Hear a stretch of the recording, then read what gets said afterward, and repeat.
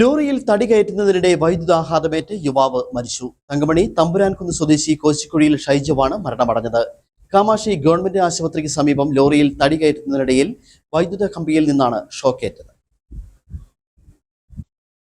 Timber workers union തൊഴിലാളിയായ തങ്കമണി തമ്പുരാൻകുന്ന് കോശിക്കുഴിയിൽ ജോർജിന്റെ മകൻ ഷൈജുവാണ് ലോറിയിൽ തടി കയറ്റുന്നതിനിടയിൽ വൈദ്യുതാഘാതമേറ്റ് മരിച്ചത്. 41 വയസ്സാണ് പ്രായം.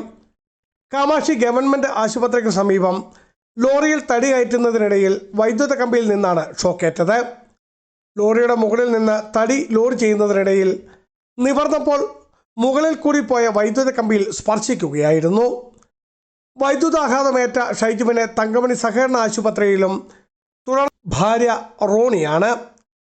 ജൂവൽ, എഡ്വിൻ, മിലൻ എന്നിവരാണ് മക്കൾ. സംസ്കാരം നാളെ കാമാക്ഷി ഇന്ത്യ പെന്തക്കോസ് സഭ ദേവാലയ സെമിത്തേരിയിൽ നടക്കും. ബിജു വൈശൻ പറമ്പിൽ, ഇടുക്കി വിഷൻ ന്യൂസ്, ഇടുക്കി.